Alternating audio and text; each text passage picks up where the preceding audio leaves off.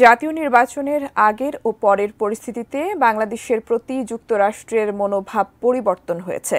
নির্বাচনের আগে বিভিন্নভাবে ক্ষমতাসীন দলকে চাপে রাখার চেষ্টা করলেও এখন আবার বাংলাদেশের সাথে সহযোগিতামূলক মনোভাবে ফিরে কৌশলগত অংশীদার হতে চাচ্ছে দেশটি। আরও জানাচ্ছেন ইমতিয়াজ আলম।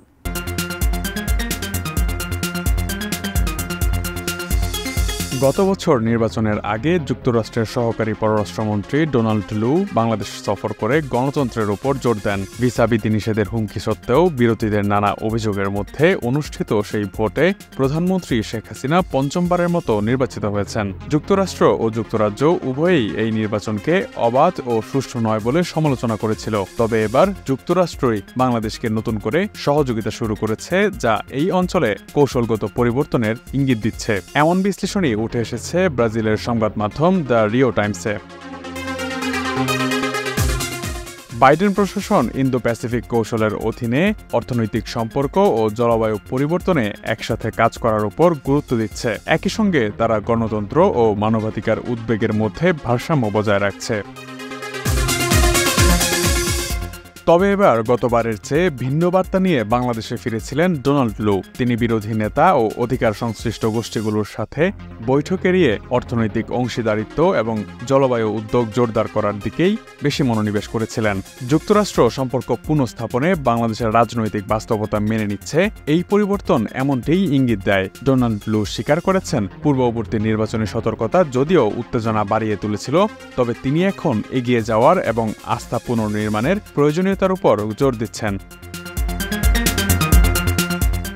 যুক্তরাষ্ট্রে উল্লেখযোগ্য পোশাক রপ্তানিকারক বাংলাদেশ ওয়াশিংটনের কাছে কৌশলগত গুরুত্ব বহন করে। ভারত ও মিয়ানমারের মাঝামাঝি অবস্থানে থাকা এই দেশটিকে চীনের আঞ্চলিক প্রভাব নিয়ন্ত্রণে মূল্যবান মিত্র হিসেবেও দেখে ওয়াশিংটন। জানুয়ারির নির্বাচনের মাত্র এক মাস পর প্রেসিডেন্ট জো বাইডেন শেখ হাসিনার সঙ্গে কাজ করার আন্তরিক ইচ্ছাও প্রকাশ করেন। গত 5 দশকে যুক্তরাষ্ট্র ও বাংলাদেশ জলবায়ু পরিবর্তনের মতো অর্থনৈতিক, নিরাপত্তা ও বহুজাতিক ইস্যুগুলোকে ঘিরে জটিল এক সম্পর্ক গড়ে তুলেছে। যুক্তরাষ্ট্র বাংলাদেশের রপ্তানির শীর্ষ গন্তব্য, যা ক্রমবর্ধমান অর্থনীতির জন্য অত্যন্ত গুরুত্বপূর্ণ।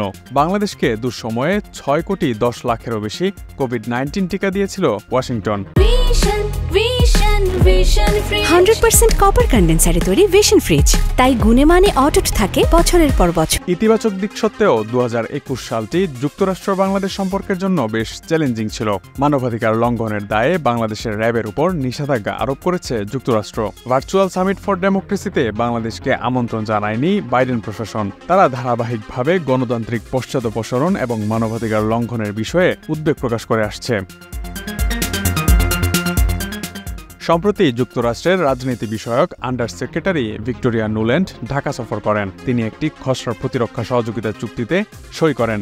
একই দিন প্রধানমন্ত্রী শেখ হাসিনা চীনের অর্থায়নে একটি বিদ্যুৎ কেন্দ্র উদ্বোধন করেন। এই ঘটনা বৃহৎ শক্তিগুলোর মধ্যে বাংলাদেশের ভারসাম্য রক্ষার বিষয়টিকেই তুলে ধরেছে।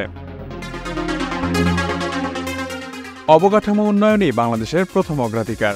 এক্ষেত্রে চীন উল্লেখযোগ্য সমর্থন দিচ্ছে বাংলাদেশকে। তবে যুক্তরাষ্ট্র বাংলাদেশের সবচেয়ে বড় রপ্তানি বাজার, যা অর্থনীতির জন্য খুবই গুরুত্বপূর্ণ।